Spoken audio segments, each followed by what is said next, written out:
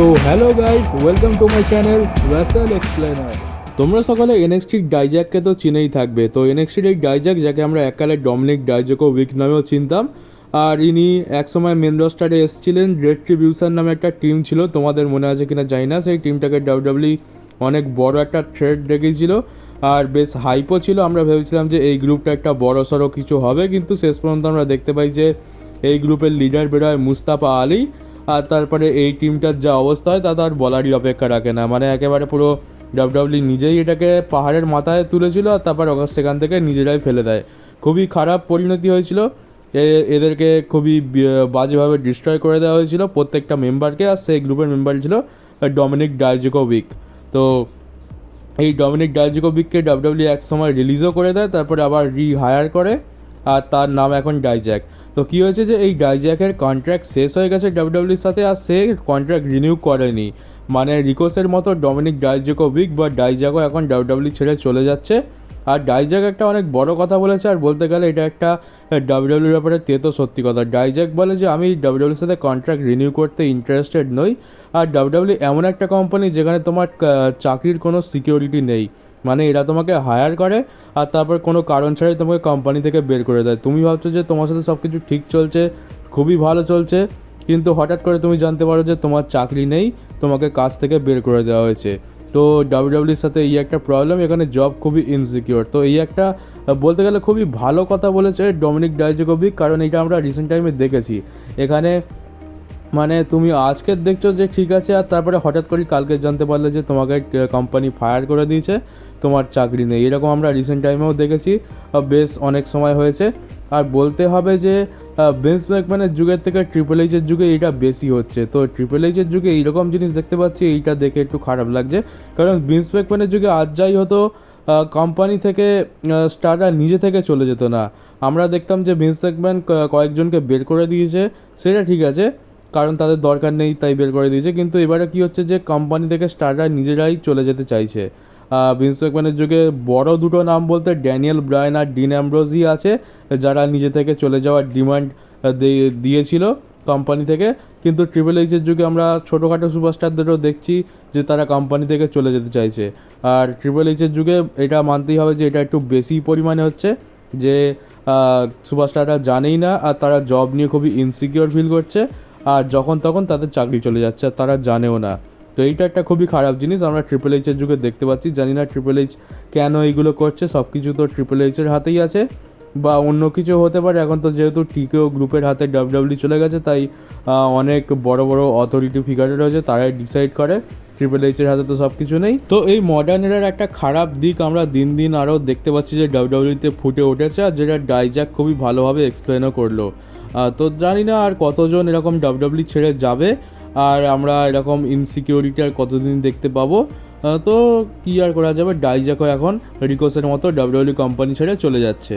আর এমনটা নয় যে ডাব্লিউডাব্লিউ তাকে নতুন কন্ট্রাক্ট অফার করেনি, ডাব্লিউডাব্লিউ তাকে নতুন কন্ট্রাক্ট অফার করেছে, কিন্তু ডাইজ্যাক সেটা সাইন করার সাহস দেখাতে পারেনি। কারণটা বললাম যে আজ তোমাকে কন্ট্রাক্ট সাইন করানো হচ্ছে, হয়তো দেখা যেতে পারে যে এক মাস পর হঠাৎ করেই তোমাকে বলে দেওয়া হলো যে তুমি আর ডাব্লিউডাব্লিউ কোম্পানির পার্ট নাও, তোমাকে ছাড়িয়ে দেওয়া হয়েছে কোম্পানি থেকে।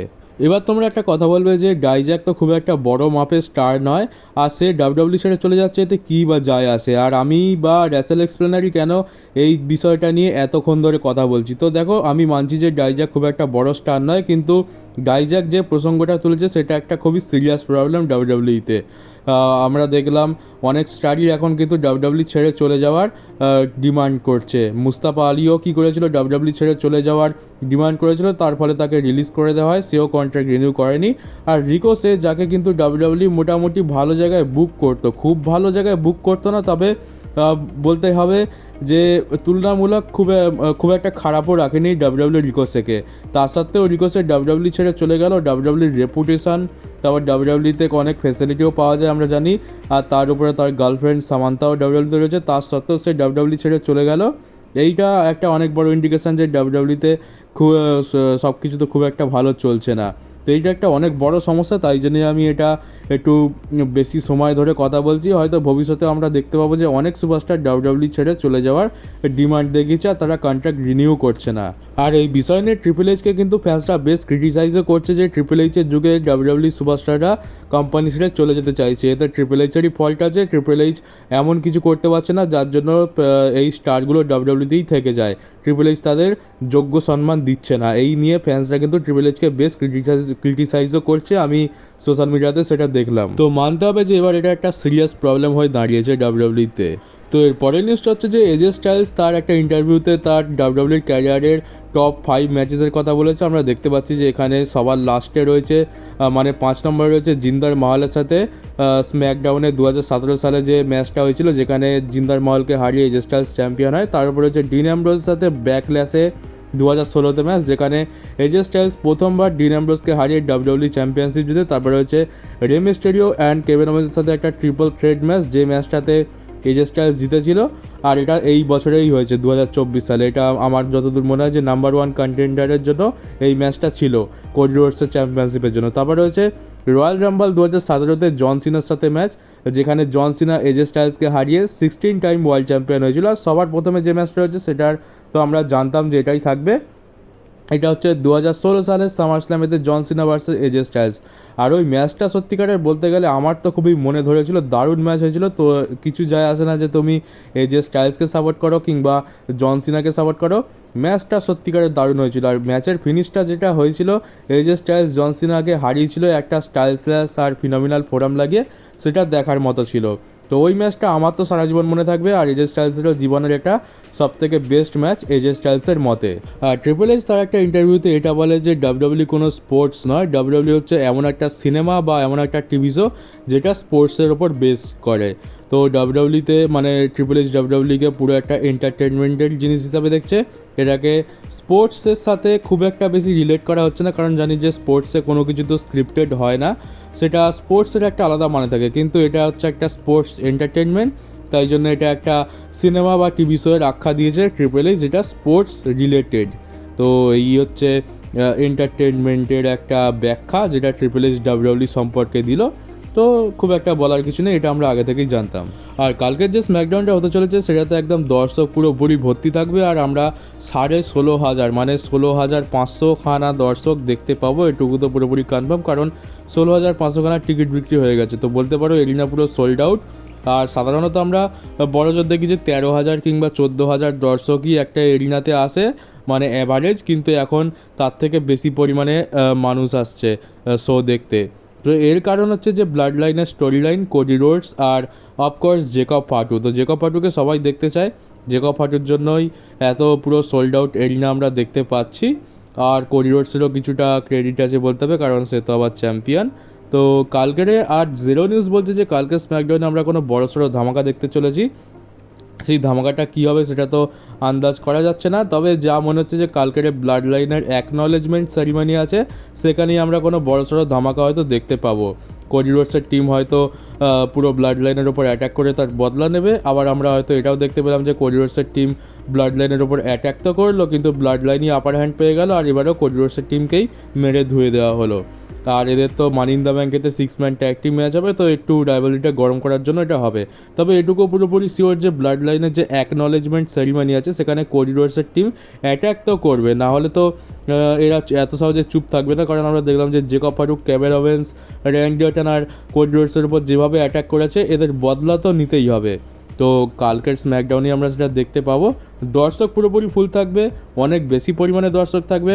জেকব ফাটু ডেবিউ করার পর প্রথম স্ম্যাকডাউনে একটা সিম্পল অ্যাপিয়ারেন্স করবে, ব্লাড লাইনের অ্যাকনলেজমেন্ট সেরিমনি আছে, আর তারপর জেরোনিস বলে দিয়েছে যে বড় সড়ো একটা ধামাকা দেখতে পাবো। তো চলো ওয়েট করা যাক, কালকের আমরা দেখি যে কী অপেক্ষা করছে আমাদের জন্য। আর আমরা যেমনটা জানি যে স্টাররা ডাব্লিউডাব্লিউ ছেড়ে চলে গেছে বা অন্য কোম্পানিতে রয়েছে, ডাব্লিউডাব্লিউ তাদেরকে মেনশনও করে না, কিন্তু এই কী করেছে রিসেন্ট টাইমে ডাব্লিউডাব্লিউ শিল্ড গ্রুপের একটা প্লে লিস্ট বার করেছে 2012 সাল থেকে 2014 সাল অবধি শিল্ড গ্রুপের যে জার্নি সেটা, আর সেখানে ডাব্লিউডাব্লিউ টুইট করে অফিসিয়ালি ডিন অ্যামব্রোসকে মেনশন করেছে, তো যেটা দেখেও ভালো লাগছে। আর তাছাড়া আমরা দেখেছি যে যখনই শিল্ড গ্রুপের কোনো কথা হতো তখন সেথ রলিন্স আর রোমান রেন্সের কথা তো বলা হতো, কিন্তু ডিন অ্যামব্রোসের যে জায়গাটা স্কিপ করে যাওয়া হতো, ডিন অ্যামব্রোসকে পুরোপুরি অ্যাভয়েড করা হতো। কিন্তু এখন এটা দেখে ভালো লাগছে যে ডাব্লিউডাব্লিউ ডিন অ্যামব্রোসকেও মেনশন করছে। আর তাছাড়া শিল্ড গ্রুপের কথা হচ্ছে আর সেখানে ডিন অ্যামব্রোসের নাম থাকবে না, এটা তো হবেই না।